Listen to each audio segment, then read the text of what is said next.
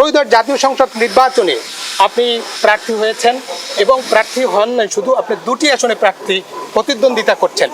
তো আমি জানতে চাই যে মূলত আপনি দুটি আসনে যেহেতু প্রতিদ্বন্দ্বিতা করছেন, আসনগুলোর সমস্যাগুলো কি, প্রথম যদি আপনি 6 আসনে বলেন কোনটা আপনি গুরুত্ব দেবেন নির্বাচিত হলে?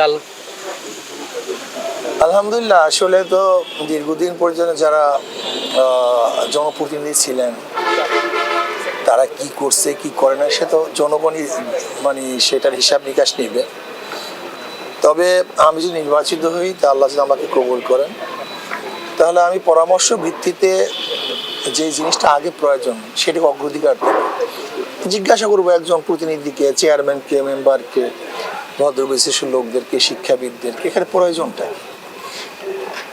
আলহামদুলিল্লাহ, রাস্তাঘাট, হসপিটাল, শিক্ষা প্রতিষ্ঠান, অবকাঠামো যেগুলি আছে এগুলো সব কিছু উন্নয়ন করার চেষ্টা করবো ইনশাআল্লাহ। আর আমাদের যেহেতু এটা নদীমাতৃক এলাকা, এখানে সবচেয়ে বেশি যোগাযোগের ব্যাপারটা সবচেয়ে বেশি গুরুত্বপূর্ণ। আর সন্ত্রাস সবচেয়ে মারাত্মক। আমি সন্ত্রাসকে ইনশাআল্লাহ জিরোতে নিয়ে আসার চেষ্টা করব, দুর্নীতিকে জিরোতে নিয়ে আসার চেষ্টা করব। আমি বিশ্বাস করি উন্নয়নের সবচেয়ে বড় বাধা হলো দুর্নীতি। সব জায়গায় মানে দুর্নীতি। যদি আমরা দুর্নীতিমুক্ত সমাজ করতে পারি তাহলে এমনিতেই বাংলাদেশ কোথায় চলে যাবে যা চিন্তা করতে পারবে না। এর মূল দলিল হলো বিগত দিনে যারা সরকারে ছিলেন বা আমরা দেখেছি পেপার পত্রিকায়, বরাদ্দ হয় 100 টাকা, কাজ হয় 30 টাকা, 70 টাকায় চুরি। কোনো কোনো মন্ত্রী বলেছেন বরাদ্দ করে 100 টাকা, গ্রামে পৌঁছে 10 টাকা, 90 টাকায় চুরি। তাহলে মানিটা কি? দুর্নীতি। তা আমরা দুর্নীতি মুক্ত যদি দেশ করতে পারি তো এমন কোনো খাত নেই যেখানে উন্নয়ন হবে না, এবং ব্যাপক হারে উন্নয়ন করা সম্ভব। যে আপনি বলেছেন নদী ভাঙন এলাকা, বিশেষ করে বাকেরগঞ্জ এই 6 আসনটা নদী ভাঙন, একই সঙ্গে যোগাযোগ হচ্ছে, ইউনিয়নগুলো তো মূল যে ভূখণ্ড তার সঙ্গে বিচ্ছিন্ন, সেক্ষেত্রে এটার প্রতি কি গুরুত্ব দেবেন? আমি তো আগেই বলছি, যেহেতু আমি নদীমাতৃক এলাকার লোক, আমার বরিশাল 5, বরিশাল 6 দুইটি নদী কবলিত এলাকা। ইনশাআল্লাহ আমি প্রত্যেকটা জায়গায় যেন প্রত্যেকটি ইউনিয়নে গাড়ি চলতে পারে, ব্রিজ করতে পারি, আমি উদ্যোগ নেব। আমি সংসদে উপস্থাপন করব। আমি সবাইকে বলবো যেন আমাদের এখানে যে সমস্ত জায়গাগুলিতে এখনো সংযোগ হয় না সেখানে কিভাবে সংযোগ দেয়া যায় আমি সেই উদ্যোগ গ্রহণ করবো ইনশাআল্লাহ। এবং যেখানে ভাঙল বেশি, ভাঙল রোধের জন্য ইনশাআল্লাহ আমি সার্বিক চেষ্টা করবো, বরাদ্দ করার চেষ্টা করবো ইনশাআল্লাহ। একটু যে আপনি আপনার 2টা আসনে যেহেতু নির্বাচন করছেন, 2টা আসনে কিন্তু মাদকের ব্যাপক ছড়াছড়ি, বিশেষ করে বরিশাল 6 যে বাকেরগঞ্জ, প্রত্যন্ত অঞ্চলে মাদক পৌঁছে গেছে, এটা নিয়ন্ত্রণে আপনি কি কি উদ্যোগ নেবেন? দেখেন, আসলে মাদক নিয়ন্ত্রণ কোনো ব্যাপার না। যদি প্রশাসন আন্তরিক হয় তাহলে কোনো ব্যাপারই না। আসলে প্রশাসন জানে কে মাদক ব্যবসায়ী, কে মাদক শিবির। প্রশাসন নগদর্পণ সব কিছু আছে। গত মানে কয়েকদিন আগে একজন ঊর্ধ্বতন পুলিশ কর্মকর্তার সাথে আমার আলোচনা হয়েছে। বলে, হুজুর কি করব, আমরা এত কষ্ট করে মাদক সহ একজনকে অ্যারেস্ট করি কিন্তু দেখা যায় কয়েকদিনের মধ্যে জামিন হয়ে যায়, আমরা কি করব? অনেক দুঃখের সাথে ব্যক্তি কথাটা বলছে, সে মাদক সম্রাট। আবার অনেক সময় দেখা যায় যে ব্যক্তি মাদক ব্যবসা করে না, মাদক সেবীও না, তাকে মাদক দিয়ে প্রশাসন তাকে আবার অ্যারেস্ট করে। এটাও খারাপ। মানে কোন দিকে যাও বলেন তো? শরীর এদিকেও ধার, ওদিকেও ধার। আমি মনে করি যে আমরা যারা প্রতিনিধি আছি, প্রশাসক যারা আছে, আমরা চরিত্রবান হয়ে যাই, নীতিবান, আদর্শবান হয়ে যায়, কোনো ব্যাপারই না, কোনো ব্যাপার না। আমার মনে হয় 1 সপ্তাহের মধ্যে মাদক নিয়ন্ত্রণ করা সম্ভব। আবার আরেকটা প্রশ্ন, যে এই নির্বাচনটায় কি চ্যালেঞ্জ দেখছেন, বিশেষ করে এই মুহূর্তে নির্বাচনী প্রচারণায় লেভেল প্লেইং ফিল্ড আছে কিনা, কি কি সমস্যা দেখছেন এবং চ্যালেঞ্জটা কি দেখছেন? দেখেন, আমি দেখছি লেভেল প্লেইং ফিল্ড নষ্ট হচ্ছে। যেমন আমাদের চরমোনাইতে একটা সেন্টার হলো রাজারচর, যেই সেন্টার একসময় এই রাড়ি সে গ্যাঞ্জাম করছিল, সরোয়ারবাই সাথে ঘটনা ঘটছিল 2000 আগে। সেই সেন্টারটাকে আবারও সেই রাড়ির দরজায় নিয়ে গেছে। এটা আমি মনে করি যে এটা যে পাতানো নির্বাচন চলতেছে, এই নির্বাচনে যে পাতানো হবে, এটার নমুনা আমি একেবারে স্পষ্ট দেখছি। পুরান সেন্টার যেটা হলো মাঝখানে, মানে ওই ওয়ার্ডের মাঝখানে যে সেন্টারটা ছিল, সেই সেন্টারে ক্যামেরা লাগানো হয়েছে, প্রস্তুতি নিচ্ছে, হঠাৎ করে সেখান থেকে এক কর্নারে নিয়ে গেছে। মানে কোন এক ব্যক্তির একেবারে মনে করেন যে দরজার মধ্যে বা ভিতরে, ঘরের ভিতরে নিয়ে গেছে। তার মানে এটা কি? প্রশাসন লেভেল প্লেইং অবস্থায় নেই। প্রশাসন কারোর কথা শুনে, কারোর কথা শুনতেছে। এরপরে দেখেন আমার কলসকাঠি একটাবার কর্মী আওয়ামী লীগের তকমা দিয়ে তাকে জেলে ভরানো হয়েছে, অথচ আমার পুরো ওয়ার্ডটাই কানা হয়ে গেছে। এরপর দেখা যায় প্রশাসন একে ধুমকি দেয়, সেকে ধুমকি দেয়, একে অ্যারেস্ট করবে, সে তাকে অ্যারেস্ট করবে। ধরে নেন যদি আমি অ্যারেস্ট করি, ধমকি দেই, তাহলে সেন্টার যাবে কে? যদি ভোটার অনুপস্থিত থাকে তাহলে গ্রহণযোগ্য নির্বাচন হবে? এটা গ্রহণযোগ্য নির্বাচন হবে না। আমি বুঝি না প্রশাসনের মেধা কি, মাথা কি। বর্তমান নির্বাচন কমিশন তো তার চ্যালেঞ্জটা কি? বিগত দিনের নির্বাচন কমিশন ভোটার উপস্থিত করতে পারেনি। বর্তমান নির্বাচন কমিশনের সবচেয়ে বড় চ্যালেঞ্জ হলো যে ভোটার জন্য ব্যাপক হারে উপস্থিত হয়, এটা তো একটা চ্যালেঞ্জ। এখন যদি আমি এই কয়েকদিনে অ্যারেস্ট শুরু করি তাহলে ভোটাররা তো ভয় পাবে, শঙ্কিত হবে, শঙ্কিত হবে, তারা আতঙ্কিত হবে যে আমি মনে হয়ে গেলে ভোট কেন্দ্রে আমার ধরায় দিই। এর জন্য আমি বারবার কথাটা বলতেছি, কিন্তু এরা গুরুত্ব দিচ্ছে না। আমি বলতেছি এই কয়েকটা দিন অ্যারেস্ট না করলে কি হবে? যারা ওয়ারেন্টেড আসামি না তাদেরকে নতুন ভাবে যদি অ্যারেস্ট না করি হবেটা কি? যারা জামিন প্রাপ্ত এদেরকে অ্যারেস্ট না করলে হবেটা কি? তাহলে যদি জামিন নেয়ার পরও অ্যারেস্ট হয় তাহলে জামিনের ফায়দাটা কি, লাভটা কি?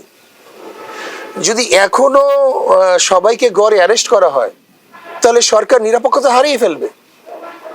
এর জন্য আমি মনে করি কয়েকটা দিন পরে তো নতুন সরকার আসতেছে, কাজেই অন্তর্বর্তী সরকারকে বলবো এই মাত্র কয়েকটা দিন যেন কাউকে, যারা ওয়ারেন্টেড আসামি না এবং কিলার না, এরকম কোন ব্যক্তি যে দলেরই করুক না কেন এই মুহূর্তে যেন অ্যারেস্ট না করা হয়।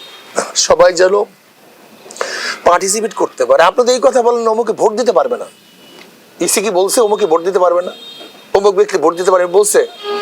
যদি এই কথা নাই বলে তাহলে সবার তো ভোট দেওয়ার অধিকার আছে, তাহলে অধিকার প্রয়োগ করার সুযোগ তো আপনি দিবেন। যদি অধিকার থাকে সেটা প্রয়োগ করার সুযোগ তো সরকারই দিবে নাকি ভাই? অবশ্যই।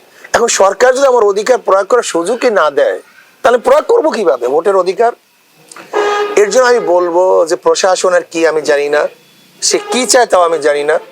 আমি অনুরোধ করব যে প্রশাসন যেন এই মুহূর্তে কোন দলীয় রাজনৈতিক কোন কেসে যারা ওয়ারেন্টেড, আমি বারবার বলতেছি যে গিলটি, ওয়ারেন্টেড, যে দোষী, সে যে দলের হোক না তাকে অ্যারেস্ট করা উচিত। কিন্তু যে ব্যক্তি দোষ না, দোষী না, ওয়ারেন্টেড আসামি না, জামিন প্রাপ্ত, এমন কাউকে যেন এই কয়েকদিনের মধ্যে নতুনভাবে কেসও দেয়া না হয় এবং অ্যারেস্টও না করা হয় যদি দোষ না হয়। একটা প্রশ্ন, আপনি গত সিটি কর্পোরেশন নির্বাচনেও আপনি প্রতিদ্বন্দ্বিতা করেছেন, সেই নির্বাচন আর এই নির্বাচনের মধ্যে আপনি কি পার্থক্য দেখেন? আলহামদুলিল্লাহ অবস্থা খুবই ভালো। আমি গত সিটি নির্বাচনে তো দেখছেন পাতানো নির্বাচন ছিল, যেটা পেশি শক্তি ব্যবহার করে, প্রশাসনকে ব্যবহার করে যা ঘটনা ঘটে সবাই বাংলাদেশ, সব গোটা দুনিয়া দেখছে। ওই নির্বাচনেও আমি যে সাড়া না পেয়েছি তার চেয়ে অনেক বেশি সাড়া পাচ্ছি এবং আলহামদুলিল্লাহ জনগণের মুখে মুখে উঠছে, আলহামদুলিল্লাহ শুরু হয়ে গেছে, হয়তো আর 2-1 দিন পর আরো বেশি ইনশাল্লাহ আলোচনায় আসবে যে এবার ইনশাল্লাহ হাত পাখা উভয় সিটে, বরিশাল 5 এবং 6 এই দোনো আসনে আশা করি ইনশাল্লাহ হাত পাখা অনেক ভোট বেশি পেয়ে ইনশাল্লাহ নির্বাচিত হবে বলে জনগণ বলতেছে। কিন্তু আপনি তো শঙ্কার কথা বললেন যে লেভেল প্লেইং ফিল্ড নাই, ভোটাররা শঙ্কিত, সেখান থেকে সেটা দূর হবে কিভাবে? ওইটা হলো শর্ত, যদি লেভেল প্লেইং ফিল্ড হয়, নিরপেক্ষ নির্বাচন হয়, গ্রহণযোগ্য নির্বাচন হয়, ভোটাররা যদি সংখ্যা মুক্তভাবে ভোট কেন্দ্রে যেতে পারে তাহলে আমি কথা বলছি। আর যদি পাতানো নির্বাচন হয় সেটা তো ভিন্ন কথা, সেটা তো ভিন্ন কথা। আমি তো জনগণের কথা বলছি, জনগণের রায়টা হাত পাকার পক্ষে চলে আসছে অলরেডি। আরেকটা প্রশ্ন, আপনার এক বাক্স নীতির একটা স্লোগান দিছিলেন আপনারা ইসলামী দলগুলো, সেখান থেকে ইসলামী আন্দোলন বাংলাদেশ সরে আসলো কেন? দেখেন ইসলামী আন্দোলন এক বাক্স নীতি সবাই জান ইসলামের পক্ষে, আমাদের বক্তব্য ছিল ইসলামের পক্ষে একটা বাক্স, রাজনৈতিক বাক্স দিই নেই তো, ইসলামের পক্ষে। আমরা সেই ইসলামের পক্ষে এখনো আছি, কিন্তু আমাদের শরিক দল যেমন জামাত, সে বলছে সে ক্ষমতায় গেলে সে কোরআন ও সুন্নাহ অনুযায়ী দেশ পরিচালনা করবে না, ইসলাম অনুযায়ী করবে না। তাহলে আমরা জাতির সাথে প্রতারক হতে পারি না, আমরা ধোঁকাবাজি করতে পারি না। আমরা জাতিকে বলছি ইসলামের পক্ষে একটা বাক্স, তারা বলছে ইসলাম হুকুমত কায়েম করে। আপনি বলুন, গালি দিয়ে তো লাভ নেই, বদনাম করে তো লাভ নেই। এই কথাগুলি বললে দেখবেন একদল লোক শুধু গালি দেয়, বদনাম করে, যুক্তিসঙ্গত কিছু বলে না, শুধু বদনাম করে। ওরে ভাই তুমি বদনাম না করে গালি না দিয়ে এই কথার জবাব দাও যে আমরা বলছি ইসলামের পক্ষে একটা বাক্স, যদি ইসলাম সম্ভবই না হয় তাহলে আমি ইসলামের পক্ষে বাক্স বললাম কেন? যদি ইসলাম সম্ভবই না হয় তুমি এখানে আসছো কেন? যদি ইসলাম সম্ভবই না হয় তুমি স্লোগান দিলা কেন? তুমি এই কথা কেন বললা যে সৎ লোকের শাসন চাই, আল্লাহর আইন চাই? এই স্লোগান তো তোমাদের একটা ভিত্তি প্রথম থেকে, এই সেই 1941 সন থেকে মানে জামাতের জন্ম, সেখান থেকে তুমি শুরু করছো। আজকে হঠাৎ করে তুমি পরিবর্তন করলা কেন? যদি পরিবর্তনই করো তাহলে আওয়ামী লীগ বিএনপি দোষটা কি করছে? তারাও তো প্রচলিত নিয়মেই দেশ চালাতে চায়। আর আমাদের তো দাবি, আমাদের আন্দোলন, আমরা ইসলামী আন্দোলন, আমাদের সংগ্রামটা ইসলামকে ক্ষমতায় নেওয়ার আন্দোলন। এখানে পুঁজিবাদী ধ্বজাধারী সেকুলারদেরকে ক্ষমতায় নেওয়ার জন্য তো আমরা এই আন্দোলন করে সংগ্রাম করি না। কাজেই আমি মনে করি আমরা যেই বাক্সের কথা ঘোষণা করেছি আমরা সেই অবস্থায় এখনো আছি। ইসলামী আন্দোলন স্পষ্ট ঘোষণা করেছে যে আল্লাহ পাক রব্বুল আলামিন তাদেরকে ক্ষমতা দেন, কোরআন সুন্নাহর ভিত্তিতে দেশ চালাবে, যেই নীতি ও আদর্শের মাধ্যমে মুসলমান, হিন্দু, বৌদ্ধ, খ্রিস্টান, নিগ্রো যত ধরনের মানুষ আছে, সে ধনী হোক, গরিব হোক, কৃষি হোক, চামার হোক, কামার হোক, পুরুষ মহিলা, সবার অধিকার যেই নীতি ও আদর্শের মধ্যে আছে, গ্যারান্টি সাম্য, মানবিক মর্যাদা, সামাজিক ন্যায় বিচারের গ্যারান্টি যে নীতি আদর্শের মধ্যে আছে সেরুল ইসলাম। কাজে এখানে কোনো সমস্যার কিছু নেই। এখন বলতে পারেন হুজুর যে কিছু কিছু লোক আচ্ছা, কিছু কিছু লোক, আমরা কি এখন সমস্যার মধ্যে নেই যারা আমরা ধর্ম পালন করি? বলেন তো, আমরা কি ধর্ম পালন করতে এখন আমরা কি ফ্রি ভাবে পারি? তা সেখানে আমাদের তো সমস্যা হয়। সেখানে কিছু লোকের সমস্যা মানে এটা হলো তাদের সমস্যা না, এটা হলো ব্যাধি। আমি মনে করি এটা অন্তর ব্যাধি। আসলে ইসলাম কোনো কঠিন ব্যাপার না, হয়তো এখন ভয় পাচ্ছে, কিন্তু দেখবেন যেমন আমিও অনেক সময় দেখা যায় আমার প্লেন উঠলে ভয় লাগে, হয়ে গেছে, মানুষকে উঠে না, উঠতে বাধ্য হই না, এরকম কিছুদিন হয়তো হতে পারে, কিন্তু এটা থাকবে না।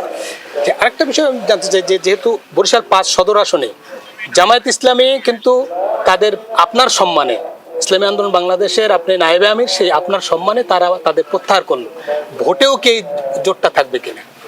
না, এটা তো দেখেন আমাদের জনাব অ্যাডভোকেট হেলাল সাহেব তিনি স্পষ্ট বলেছেন যে আমরা উদ্যোগ হিসেবে তাকে সাপোর্ট করব এবং তাদের সাথে কাজ করব, এবং বাবুর সাহেবের সাথে আমি আলোচনা করছি যে সভাপতি, আচ্ছা, তারা তো বলছে। এখন পর্যন্ত ব্যতিক্রম কিছু বলছে কিনা আমার জানা নেই, দেখি কি হয়, দেখি কি হয়। আচ্ছা, আশা তো করি তারা ইনশাল্লাহ সাথে কাজ করবে। কথা বলছিলাম বরিশাল 5 সদর এবং বরিশাল 6 আসনের ইসলামী আন্দোলন বাংলাদেশের মনোনীত প্রার্থী এবং ইসলামী আন্দোলন বাংলাদেশের নায়েবে আমির, সিনিয়র নায়েবে আমির মুফতি সৈয়দ মোহাম্মদ ফয়জুল করিমের সঙ্গে আমরা কথা শুনছিলাম। ইসলামী আন্দোলন বাংলাদেশের নায়েবে আমির মুফতি সৈয়দ মোহাম্মদ ফয়জুল করিমের কথা শুনছিলাম। আমরা একদম শেষ পর্যায়ে আছি, শুধু এক কথায় জানতে চাই যে হাত পাখার অবস্থা কেমন দেখছেন, যদি এক কথায় বলেন। আলহামদুলিল্লাহ খুবই ভালো। এবার মানুষ যেগুলো আগ্রহী, আশা করি ইনশাআল্লাহ যদি মানুষ ভোট অধিকার প্রয়োগ করতে পারে, লেভেল প্লেইং ফিল্ড হয় এবং গ্রহণযোগ্য নির্বাচন হয়, কোনো ইঞ্জিনিয়ারিং না হয়, তাহলে আশা করি ইনশাআল্লাহ হাত পাকা ব্যাপক ভোটে, বিপুল ভোটে বিজয় অর্জন করবে। ধন্যবাদ আপনাকে আমাদের সময় দেওয়ার জন্য। নিউজ 24-কে ফিরছি স্টুডিওতে।